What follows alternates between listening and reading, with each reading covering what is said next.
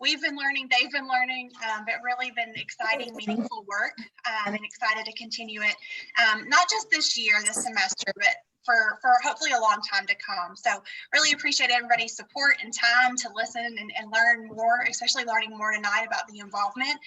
Maybe you will find ways that maybe you can get involved if you haven't gotten the bug yet, but definitely want to take a minute and introduce, and at least right now, probably Bellevue and United for Hope. Janelle, just a quick wave, and then I'm going to kick it over to Reverend Carolyn just to say a couple of key comments before we really get started. But I thought at least we could wave. I will get you a piece of paper, I sure will, in just a second, and introduce really quickly from Bellevue Middle. I will definitely get you a piece of paper. From Bellevue Middle School, we have on the line with us Principal Swihart. So, hello, Principal Swihart. Yay, thank you. Am I pronouncing your last name right? Yes, that's right. Okay, great, wonderful. And then we also have Miss Katie Gates, one of our guidance counselors. Hello, Katie. And then She won't tell you, but it's Getz. Oh, it's I put it in there. I've said it wrong in my head so many times. Okay. Yes, thank you. Okay, excellent. And then Karima, you're with us now. I saw that your audio was connecting through. Miss Karima Miller, also from Bellevue Middle. Hello. And Janelle Wilmer. Okay, so now I'm paranoid. From United for Hope, the organization behind this partnership. So before we get started, Carolyn, if you would mind to say some things, that would be great. I'm going to mute us over here for a minute. You have an enthusiastic assistant over there, Michelle. I don't know that I can say anything better than how Heather introduced us. But this would be the to-do part of everything that we've been working on the last couple of years. I don't know if y'all had the chance to listen to today, but the service this morning, but it really struck me that after last Wednesday, the way that we as individuals and our small community at St. David's can really affect literal change and now is to be involved with literal people now. And so I think that United for Hope, the work that Alan is doing over at the Andrew Jackson homes, I think, our focus on the Department of Education in Metro, as well as supporting on the ground folks at Bellevue Middle is the way for us to be effective humans, good US citizens, but most of all, Christ followers. So I just think I can't support this enough. And I know that I haven't been to the meetings and I haven't delivered a box of food, but I'm going to. It's just been a hectic season. So yeah, I just can't support this enough. Really appreciate that, and it's felt, so thank you. And there's plenty of time. There's plenty of Tuesdays and plenty of time. Don't worry. Well, good. Well, just really grateful to have all of you with us. Thank you again for joining us. I think we wanted to kick things off first with Janelle, just sharing a little bit more, if you don't mind, Janelle. It's just background on United for Hope. It was new. All of it was new to me, but the organization might not be new to everyone on the call, or it might be. So just thought if you could share just a little bit of an overview about the organization itself and sort of what it looks like across Nashville, that would be great. Sure. And can you all hear me okay? My heat just kicked on and it's very loud. So, yeah. But it's like the spot I have to sit at to get the best Wi-Fi. So the joys of working from home, right? Yeah, so my name is Janelle Wilmer, and I'm the Senior Partnership Manager with United for Hope. I also live in Bellevue, about a mile from Bellevue Middle School. And I've been with United for Hope since 2017. I did my graduate practicum work with them. And then when I finished grad school, was able to get a job with the organization. So I have seen our program grow from about 30 church partners to now we have almost 100 church partners. So we're really excited that you all are here. And we work very closely with Metro Nashville Public Schools to really understand how they are looking to engage churches in their work across the district, and then also help with our individual church and school partners to help facilitate meetings and train volunteers and share engagement ideas and really come to the table if we hear about a challenge that students might be having or families might be having, how we can put our minds and resources together to be able to remove those barriers and help support those families and students even better. So for United for Hope, we are the education program of the Operation Andrew group. So just to give you a little bit more context, if you were to email me, you would see that my email address is my name at operationandrew.org. And so they are the nonprofit that we operate under. And so they are a program that helps facilitate church partnerships throughout the city in a variety of different sectors. And so we are their education program. And so we have actually recently partnered with the mayor's office to have 125 church partners for Metro Nashville Public Schools by the end of this academic year. So as I said, we're almost to 100. We feel really confident that we can meet that goal by the end of the year. And we're just really excited that you all have come on board to help support Bellevue Middle. If you are interested in becoming a volunteer who would be working regularly with students and or staff, we do have a volunteer orientation that is required for volunteers. And so to go through that orientation, we have two different options. One is that your church coordinator, Michelle and Lori, can schedule a live virtual orientation on Zoom just like this. We also do have a pre-recorded online course that you can go through to complete the orientation that way as well. So depending on your availability or your comfort level with technology, we have those two different options. And in that orientation, we go through how to register to be a volunteer, how to complete your background check, how to track your volunteer hours, and then the do's and don'ts of volunteering. Since we are a program that works with students during the school day, we do have to make sure that we are respecting separation of church and state. So we go through what those parameters are so that our volunteers feel comfortable and confident going into that volunteer space, just knowing how to best support the student and how to navigate certain situations. We also do go through how to report suspected child abuse if you were to think that your student might be a victim of child abuse. Since Tennessee is a mandatory report state, we go through how to navigate that process, and then also just how to navigate some other situations that would not constitute child abuse, but might still be a little uncomfortable for you as a volunteer, or not quite sure what to do with the information that the student would share with you.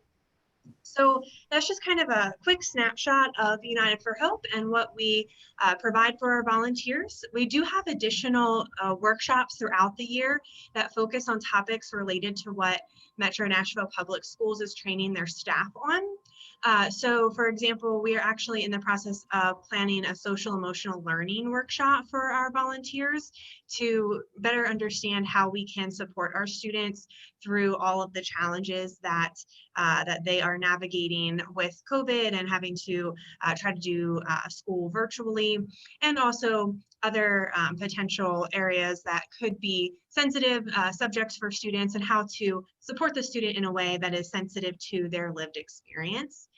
We also do have cultural humility trainings, adverse childhood experience trainings, restorative justice practice trainings. So these are all things that we really focus on providing opportunities for you all as volunteers to feel like you are not only building those meaningful relationships with people in the community, but you're also growing as an individual and learning more about how we can support our students with Metro Nashville Public Schools. So any questions about any of that?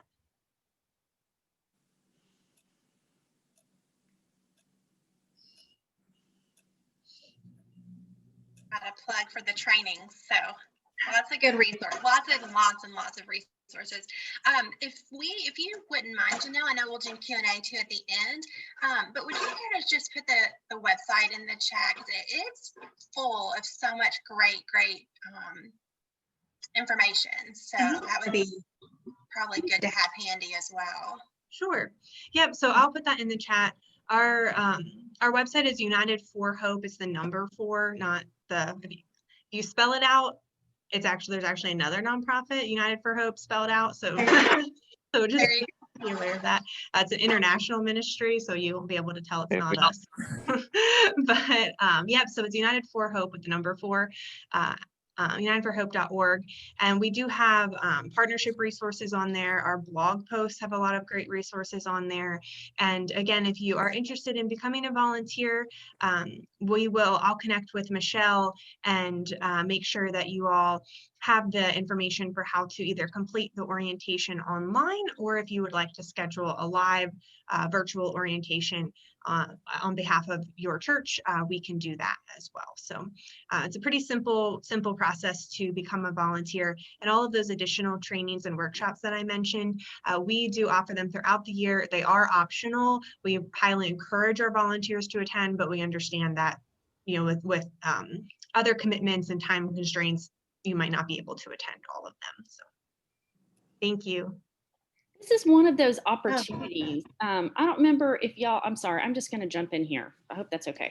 I don't know if y'all remember several years ago, there was an attempted school shooting and the school secretary talked the gentleman down. He was having a really bad day and she had learned about this stuff from her pastor, from her church.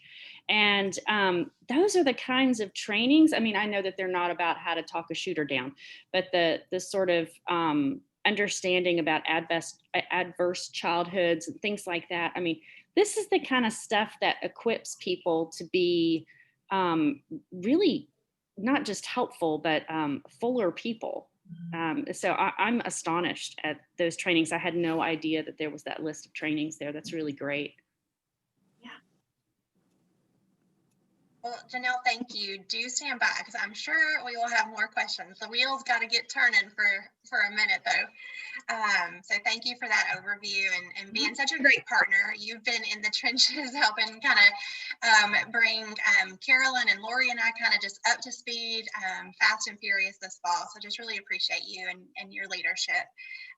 Well, our friends at Bellevue Middle, I don't know if you all paper, rock, scissored this or you planned who's on first and what's on second, but definitely wanted to highlight all of you and welcome you again, and just to kind of speak to the overall benefits of the program from Bellevue's middle school's perspective, and then definitely feel free to go ahead and take time tonight to tell us anything more as far as needs or just anything that would be beneficial both from the overall school as well as then the program itself with our partnership with you guys.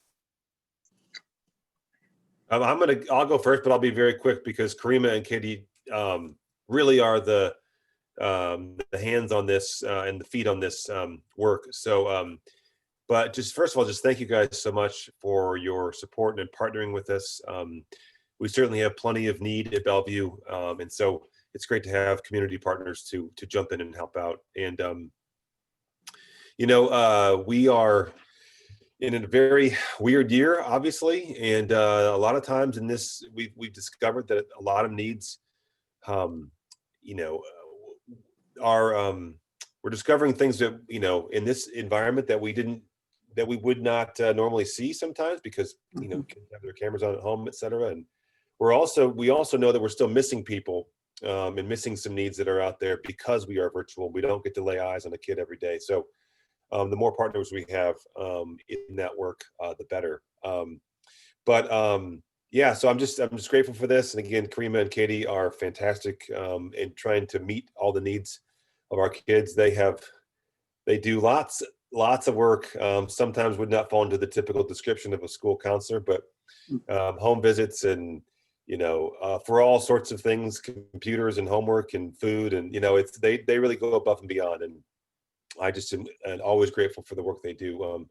Obviously, I'm open to any questions you guys have at any point, but I will turn it over to Katie and Karima to kind of describe the need and the work here at Bellevue Middle School.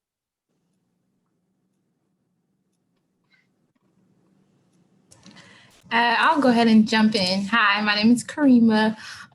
So I work at Bellevue, but my nonprofit that I work for is at Communities in Schools.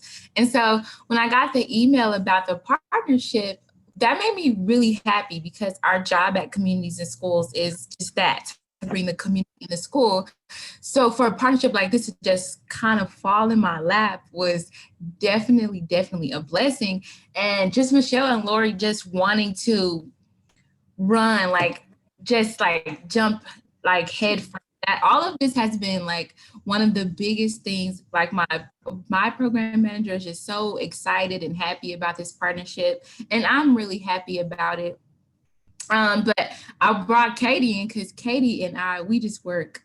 We know the needs and we work, like that's my girl. We just work right beside each other. And that's why I really appreciate Mr. Swire, because he's just like, I trust you guys. I know that you guys are gonna get it done. And so that's one of the best things, because you don't want somebody that's always micromanaging you. And he does not do that.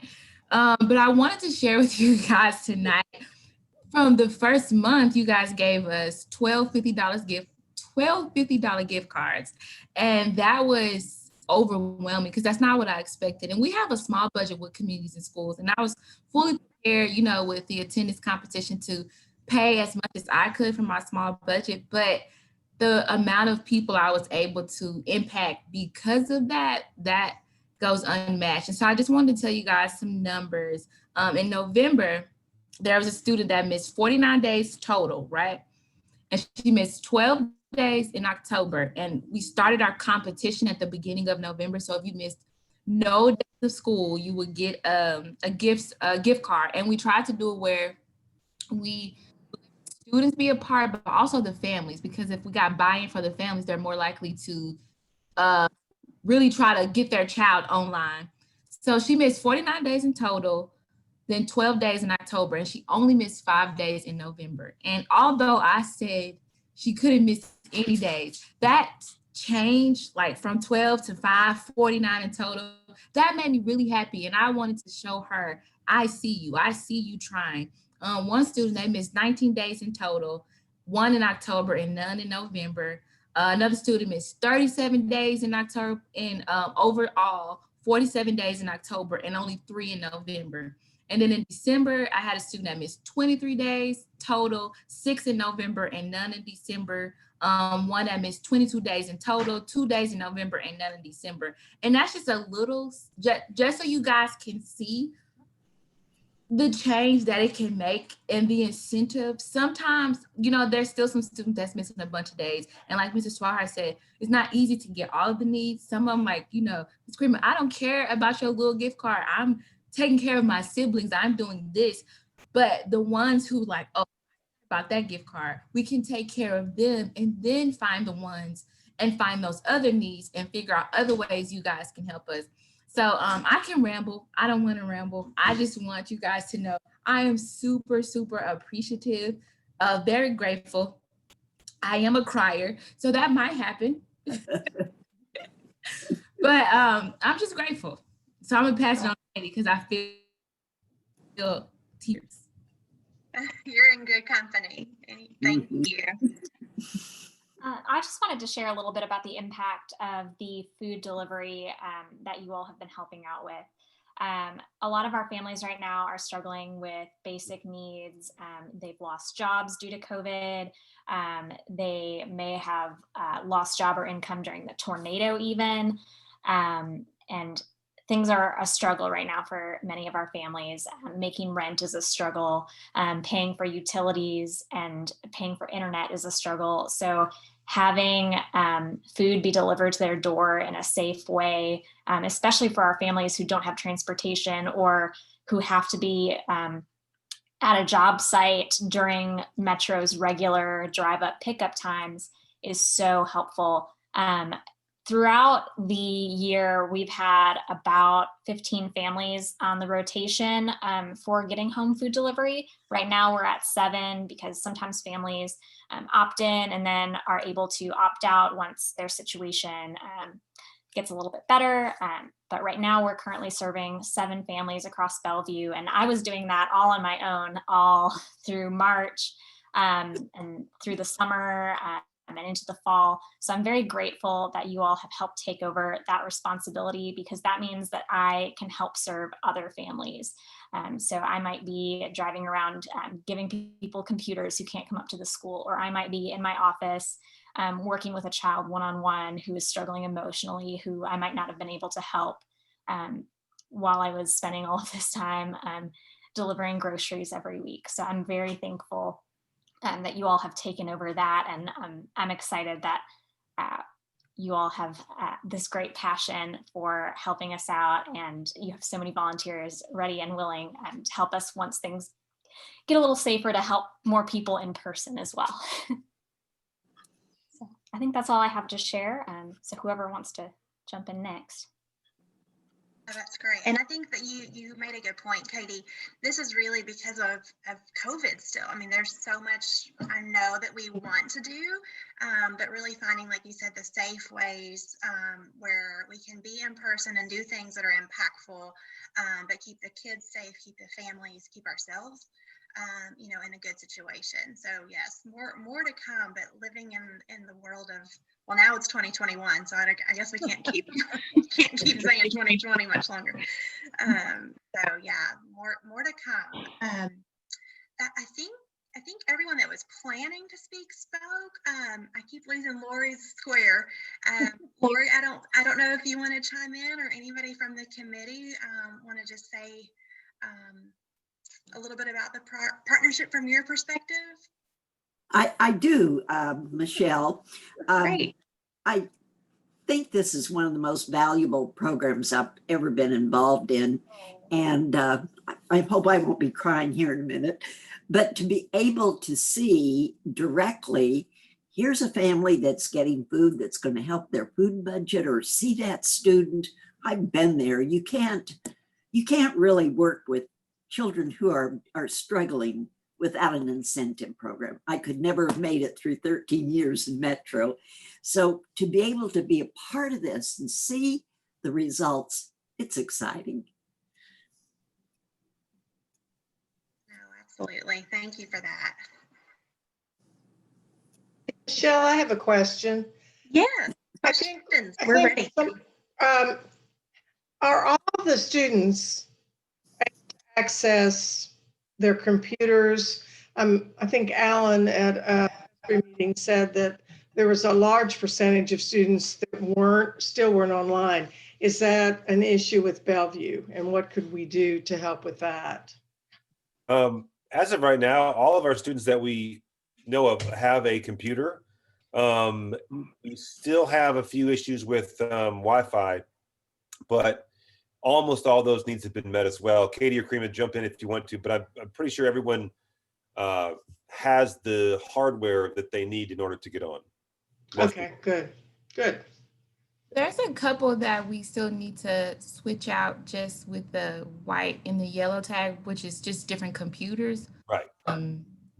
Other than that, though, as far as we know, yeah, some of them, we won't know until we figure out they're missing all these days. But as far as we know, we've given everyone. And the kids who've missed a lot of days, we've talked to them and we've connected with them. So and if they've needed technology, we've gotten it to them. So good. To our knowledge, it's not everyone's that they're missing. So it's not that they're missing and you don't know what's up. You've been in contact with the children who Every Friday we have a committee that gets together, led by our assistant principals and Katie and the counselors who go over all this stuff every single week. So there's no kid we're like, I have no idea. There's no kid like that. That's good. Great question. Thanks, Judy. Yeah. Well, really, I think sticking to the agenda, Heather, I think we really are officially Q&A. We're in great shape. Yeah. Perspective. So if you just want to raise your hand if you have a question, I think that'll be the easiest way. Okay, Annette, I saw that hand raised fast. Go ahead. Surprise. My child is now 42, so I have been out of contact with the public school system for several years now. But could you please tell me what your student body is, and some of the social geographic contents of what they're dealing with? I mean, I just have no idea at this point how many. Yeah. Let me give you just a general overview of our school. Right now, we're looking at about between 570, 75 kids or so. We were projected to have about 615, but we had a lot of kids that were able to went to local private schools because they were going in person. So we probably lost, to 40 or so kids before the school year started. So we're about 575. Of that, kind of the demographic breakdown, we've got about 30% or so that are considered economically disadvantaged. We've got about between 45 and 50% of our population is white. We've got about 30 to 35% that's African American, and then a small, about 9% Hispanic, and then a mix of many other ethnicities and nationalities. We have a pretty broad range of economic diversity as well, especially compared to some other metro public schools. We certainly have kids that are, very comfortable, from kids who are living in poverty. So we have quite a wide range of economic background as well. And really, in my personal opinion, this is really what a public school should look like. It's just kind of a mix of lots of different economic and demographic backgrounds, and that's what I really love about it. So that's kind of big picture, and we pull from geographically from just the Bellevue area, but we also have probably about 60 or to 70 students that live in North Nashville, who are in the Bellevue, have an option to come to Bellevue. Many of them went to Harpeth Valley and West Mead, and then just came through those pathways. We don't have a whole lot of kids that come from an elementary school in North Nashville and start with us in 5th grade. The kids from North Nashville have mostly been with us through West Mead and through Harpeth Valley. And they, they're part of our community as well. And we, we do everything we can to make them feel that way. And, but yeah, so that's kind of a big picture overview of our school. And this is my second year there. This is Katie's second year there, and Karima's third, I think, right? Karima? Yeah. So, we were moving in a great direction in March. and Weren't we all? yeah, I am excited when we finally get some people back in the building to see where we can go. Thank you. Mm-hmm. Anyone else have any questions? Well, I said y'all were very inquisitive, and now you're going to show. Okay, Dottie, thank you. I'm wondering what can be done about the lack of internet for the students who don't have internet.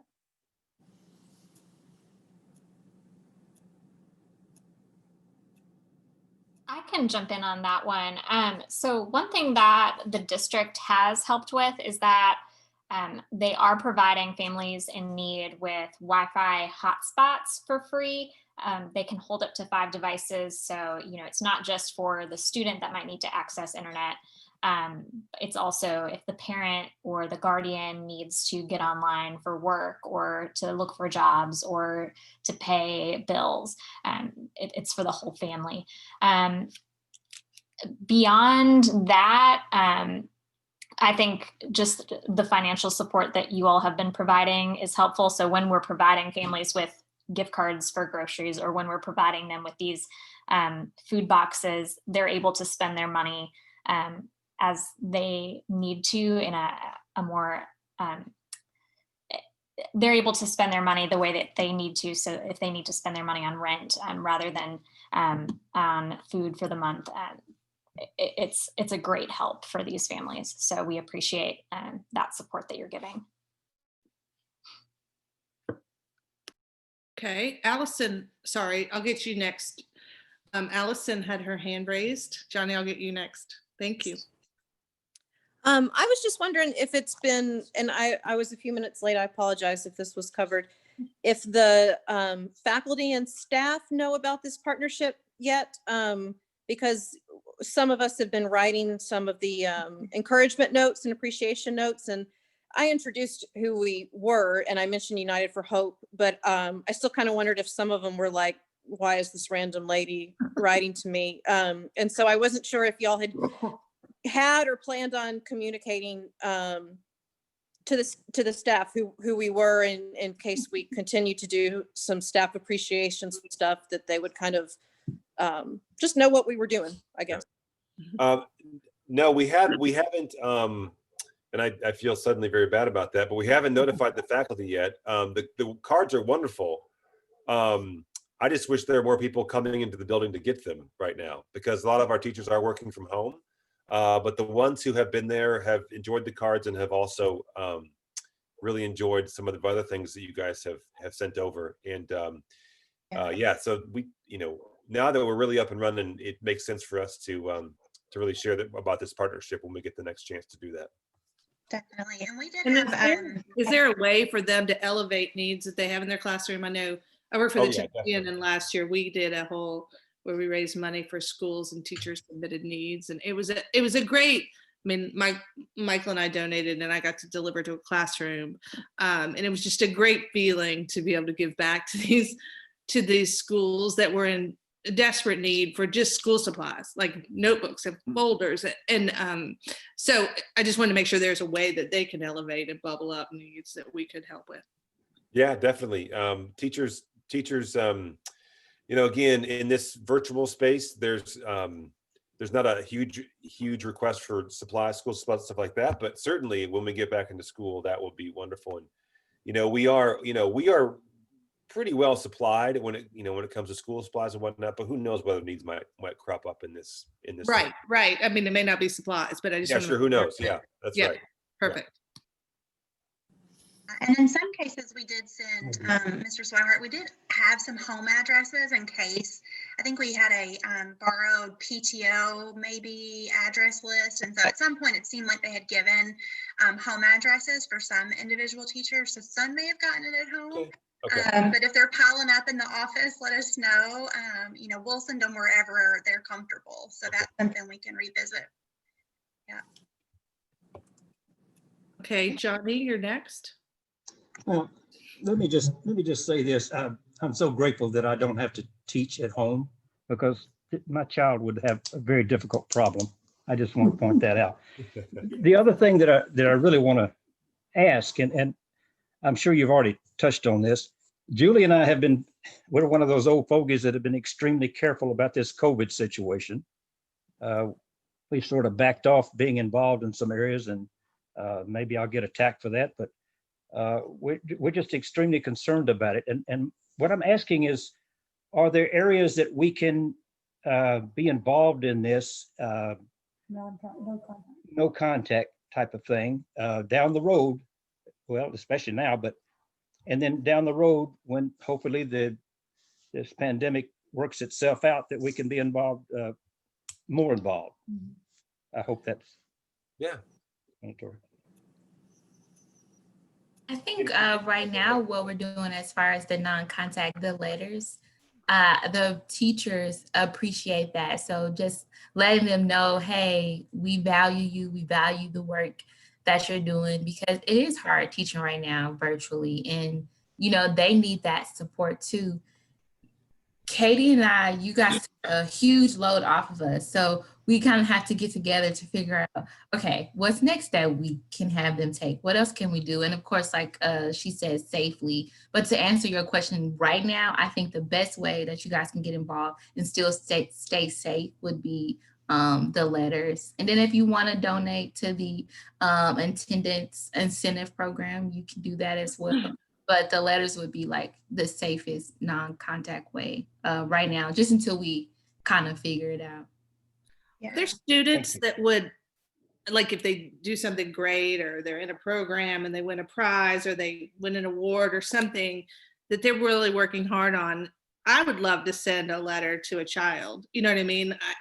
I know my oldest and Ann Means have become pen pals and she's 16, right? And she would never send a letter. Like, I have to push her to do thank you notes. But the minute a letter comes from Ann Means, she writes one that day and she sends it right back. So I know it has really helped her through this time, so I could cry now just thinking about it as I see it. But if there are students that we could praise and lift up as well, I would love to do that. I think that would be a really good thing, just because there's so many students that are really thriving virtually because they don't have, their friends and things around. Distractions, yeah. Yeah, I'm not 100% sure. And Mrs. Swihart or Katie, if we can give out like student addresses, but Or if we send it to the school or the teacher, and they could Okay, yeah. Scan it and That would be- mail, yeah, email it, or whatever, however we could do that. Yeah, if you guys wrote it, in some cases, you know, I don't mind like taking it to the student, but yeah, I think that would be really good. Okay, we'll add that to our list, Michelle. Or maybe send emails. Or we could I have- send emails versus a thank you. Yeah. So we have two of our other partner schools have started that, John Early and HD Hill Middle. And so what they have done is they have the volunteers make out the letter to the what they refer to the student body in general. So for Bellevue Middle, you guys are the Mighty Owls, is that correct? Okay, so it would say, you know, like Dear Mighty Owl instead of the name of the student, just for student like confidentiality and like keeping their information private. And so then they would write Dear Mighty Owl or Dear Bellevue Middle Mighty Owl. And then they would write a note of encouragement, you know, that we have some templates that we've created, so I can share them with you all, that just really, you know, encourage the students, you know, kind of just give them like a pep talk, you know, for continuing to do the great work. And then what they're doing is they're sending them to the school, and then the school liaison is either mailing them to their home addresses, or if they're doing like food pickups at the school, they hand them out during those food pickup events. So I can send you all that template if you would feel like that would be helpful. Julie, I saw. Did I see a hand up at Julie?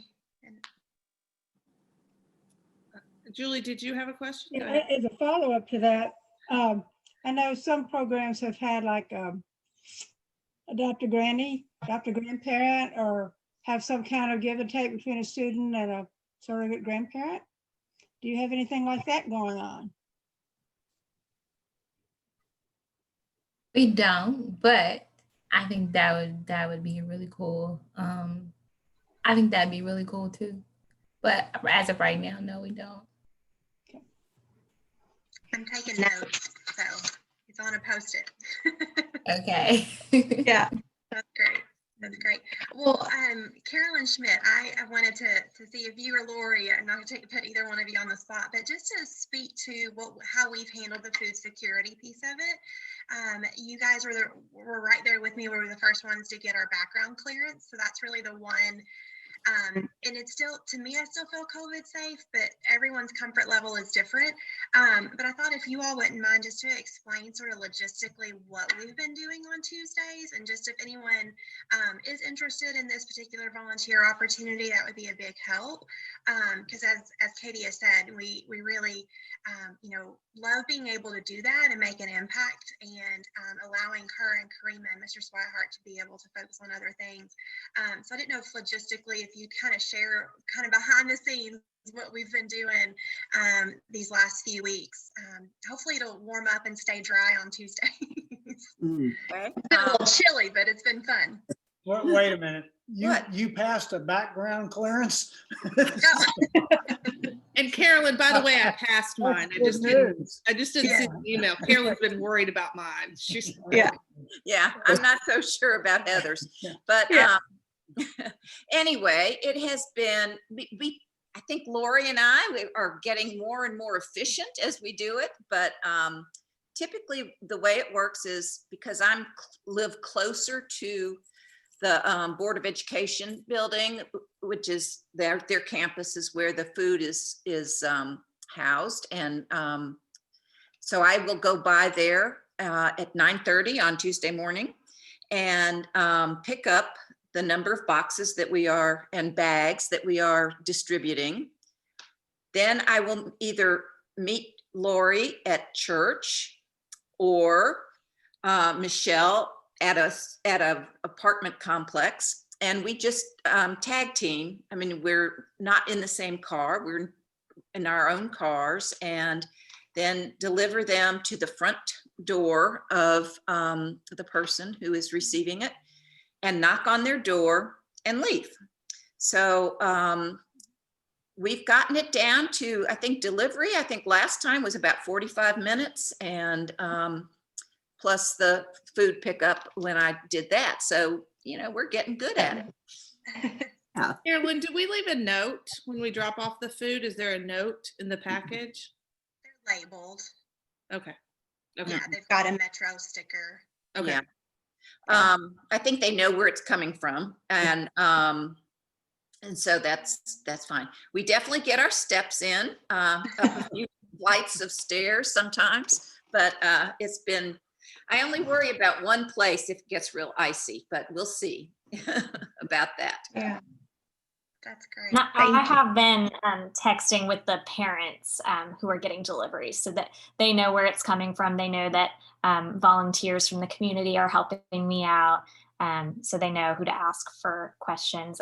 If you'll let me know what that icy spot is, maybe I can talk to their apartment complex and have them salt that for you all. It's that long driveway up Amberwood Circle. I know exactly what you're talking about. Yeah. Yeah. Well, thank you. And Lori, anything you'd add to that? Just that you do need to be pretty fit to do that. I have two partners between Michelle and Carolyn that put up with me, and we do go to a couple of 3-floor walk-ups. So, you know, I don't want anybody to get into a situation that's unmanageable, but they give me time to get up those stairs and take the lighter package, and it's worked out well, and I'm glad to be included. And just wanted as a caution, you know, that it isn't just popping it off at somebody's front doorstep of a few feet from your car. You need to be able to lug those things a little bit. Yep. Good point.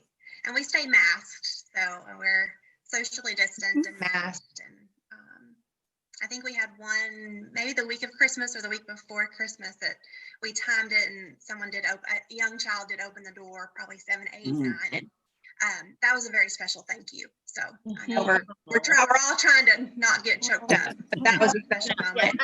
I do want to add that Michelle added a little special something at Christmas time for that, and which was, I'm sure, greatly appreciated. A little chocolate goes a long way.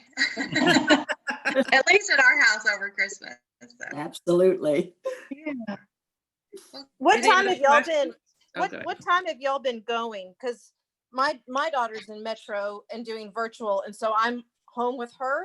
So I haven't been able to help y'all if it's during school hours. But if y'all were doing it in the afternoon, like after my husband got home, and because she's, you know, at Harpeth Valley Elementary School, I would be happy to help.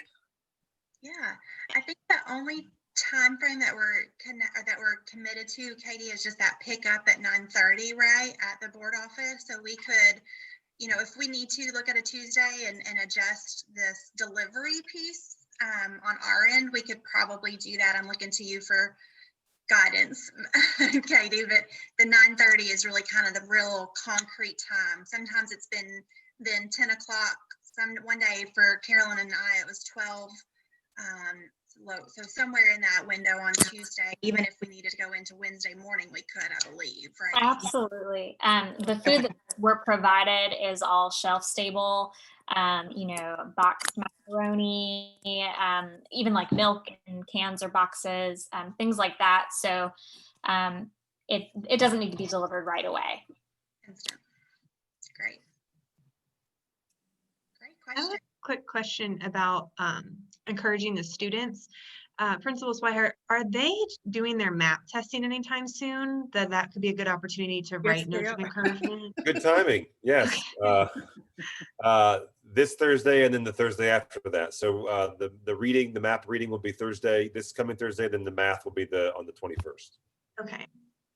And yes, if you could, that would be great to incentivize that a little bit. That'd be awesome. So I know that's kind of a tight turn. I'm sorry, go ahead, Michelle. I was going to say, how many do all students MAP test, or is it select? That's the goal, at least. Yes. Got it.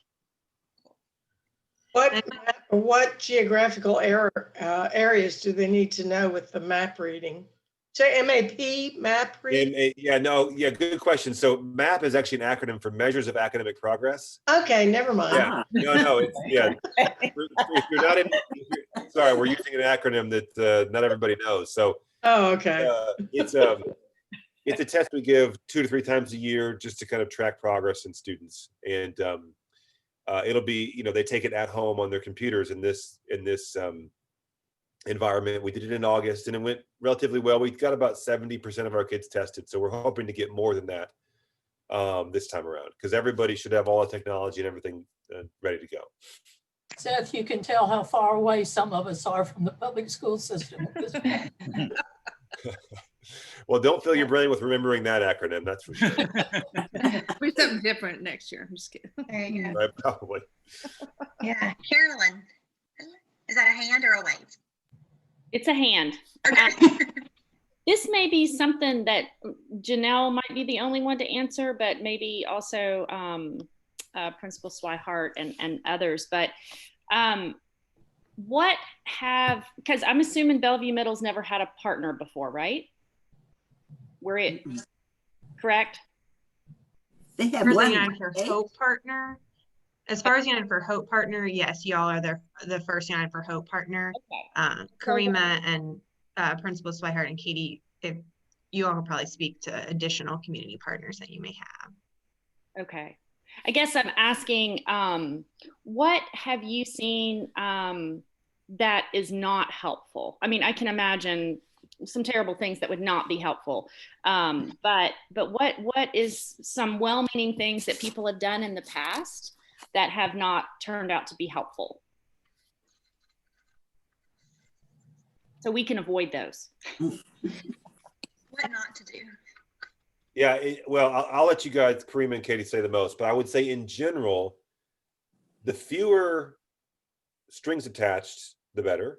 So like gift cards are amazing, right? Because like Katie said, the families can spend that however their family needs to spend it. And flexibility, that also offers a pretty good amount of flexibility. And also, if anything to, you don't want to give out something, or, if we're not talking about food delivery, which is obviously right at the doorstep, but anything that's going to require them to travel the long distance obviously is not very helpful as well. So, but Katie and Karima, take it from there. I think Mrs. Swire said it all. We do have other community partners. I feel like this is the most like I've ever worked with a community partner before, but I can't speak to one that's done something that's like, oh my gosh, or that was like covering or anything like that. Katie, I don't know if you have dealt with any, but I think really what Mrs. Swihart said, like nothing with any strings attached or anything that would cause, I guess, more stress to the parents than it would be helpful. Yeah, I can't think of anything in particular, but I agree with what you both have said. In general, it can be difficult to receive help from people, and so we want to keep in mind the dignity of everybody who's receiving something from us, and never want them to feel as though we are pitying them, because no one wants to be pitied, Right. And people are always appreciative of the support we give them, without a doubt, but there's certainly ways that are better than others, and so we want to, when you drop off food, is it, I'm sure you guys are very discreet about it, which is nice, that's something that's always something we want to keep in mind. And again, I'm not worried about that with this group of folks, but since you brought it up, that's always something we want to keep in mind is because they are receiving help for something that they really do need. We want to make sure that they don't feel some sort of shame about that, because there already is just naturally some shame involved, potentially, with not being able to provide for your family in the way you want to. And to piggyback off of that, we do go into some greater detail about the do's and don'ts of volunteering in our volunteer training. I would say one of the biggest things that we try to address at the forefront of trainings with volunteers is making sure that we are always interacting with the students with a mind of grace, because we have no idea what the students have gone through. And, you know, if you're trying to read with your student and they just don't want to be reading that day, well, maybe they were up late helping their younger sibling with schoolwork, and so they didn't get much sleep, you know. So just trying to be as supportive and provide as much grace as possible. Also, we go over some cultural humility components in our trainings too. With Metro having 120 different countries represented among their students, we have a lot of diversity, you know, obviously with so many different cultures represented. There's different expectations. For example, with hygiene, we've had that come up before, where volunteers were working with a student that didn't have as great of hygiene as they thought they should have, and they weren't sure what to do about it. And so if there's any concerns like that, we always say do not address those with your student, because even though you're coming from a place of compassion, you could make the student feel ashamed of themselves or their culture, and that's never something we would want. So, you know, if there is a concern that comes up, you can share it with the teacher, and then they can help support the student in the way that the teacher feels is best, or maybe it's referring to them to a social worker or the counselor, but never to talk directly with your student about that kind of stuff. We also really are mindful of how we're talking about our students' lived experiences, and even the school district and everything that we're working with the school district. So we try to focus on opportunities. So there's language, it's called deficit-based language or asset-based language. And so we always focus on using the asset-based language. So for example, instead of saying, what does the school need? We can say, what are the opportunities for partnering with the school? So see, even just that shift in language, it brings everyone to the table. It brings together what everyone has to offer, including the families, right? Because even though some of our families do have areas that they need support in, just like Principal Swihart said, you know, we don't want them to feel ashamed for having, you know, for asking for that support. And they still have very valuable things to bring to the table. So we don't want it to feel like, oh, this is just, you know, charity that we're giving to a family, but they can have some autonomy, and they can have, you know, the opportunity to contribute their ideas and their thoughts and make decisions in that too. So even, and with that, the program with the food, you know, the family, I believe the family can actually request what items they want. Is that correct, Katie? I wish that was the case, Okay. but no, it is prepackaged. But Okay. that is something that we enjoy about the gift cards, and you know, having the autonomy to go and get what you need from the store when you might not like or be able to eat all the things that come in a pre-made box. Exactly. Yeah. So that's a great example. Yeah. So the gift cards help to supplement that. And so really, so that's kind of the biggest takeaway that I would say, as far as just thinking about like your daily interactions with others and the language that you're using when, you know, describing the volunteerism or the program to others, is to really try to focus on the opportunities instead of looking at the deficits and what's not there. You know, look at the programs that Metro has that we can support and plug into, and just kind of really focus on more of that opportunity-based language. Great reminder across the board. Thank you, Janelle, and thank you for asking. So just to kind of close, I think we have one more question, and this might be to Mr. Swihart or the Bellevue team, but we sort of have touched on a lot of different areas, but within, you know, even Maslow's hierarchy of needs, you know, we know what those base needs are. Would you kind of recap from the call or this hour we've been with you guys, and really maybe address what are those specific hierarchy of needs just within Bellevue Middle?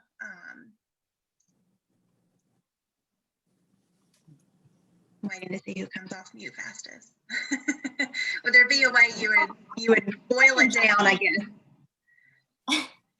I would say, you know, there are a great deal of families who are struggling with that lower tier, the shelter. You know, being able to make rent has been really difficult for a lot of families. Being able to put food on the table has been really difficult. And, you know, for the families that have that taken care of, you know, they're struggling with some of the higher tiers.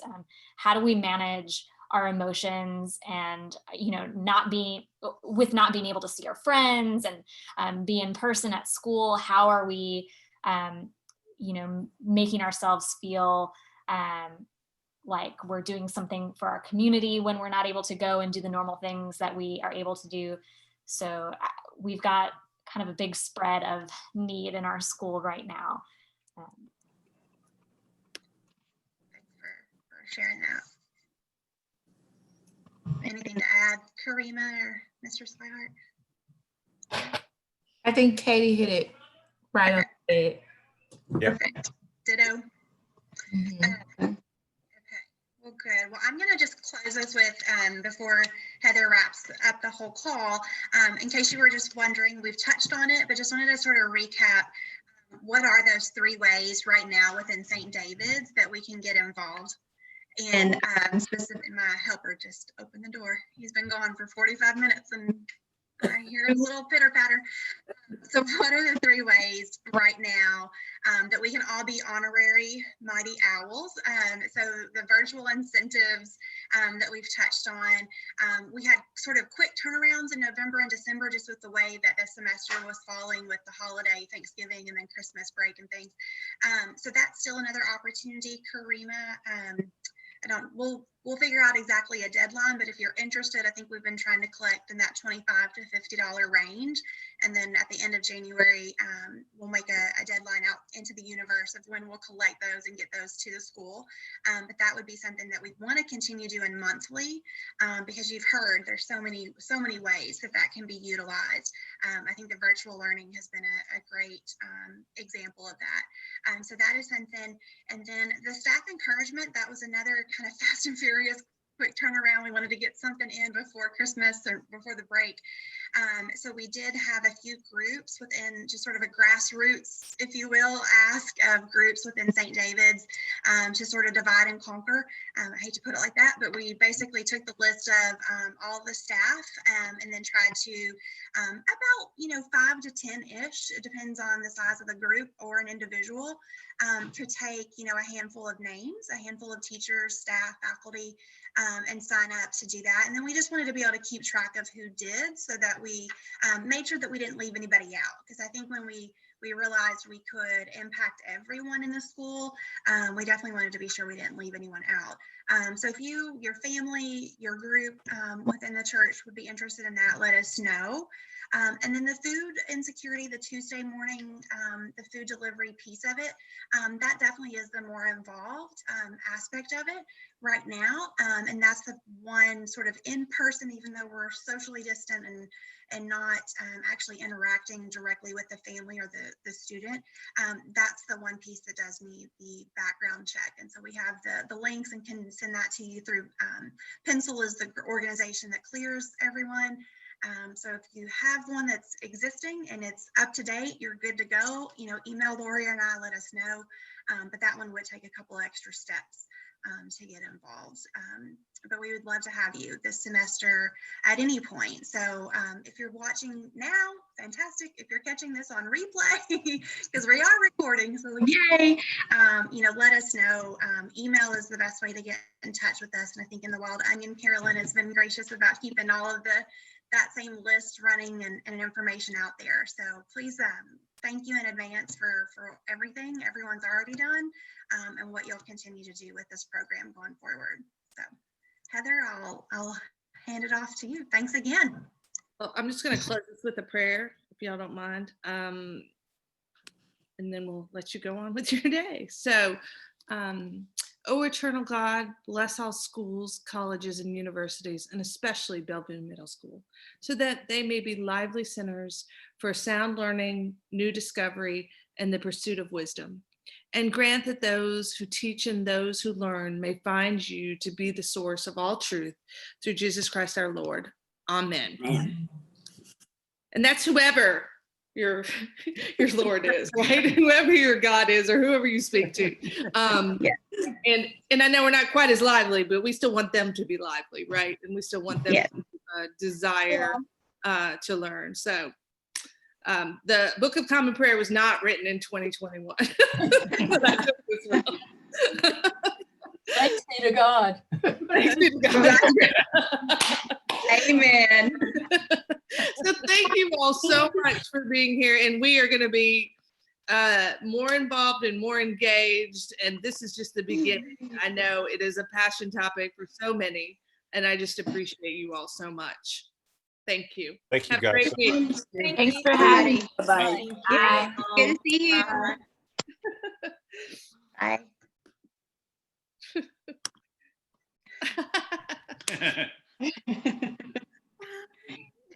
Thank you. Oh, thanks, That was Michelle. I great. appreciate it very much. Thank you, Lori. Y'all have a great. Hey, Jim. See ya.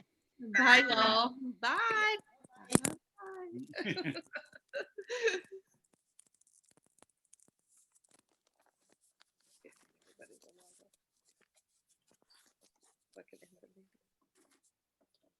That was good. Yeah, I think so. I just wanted to end for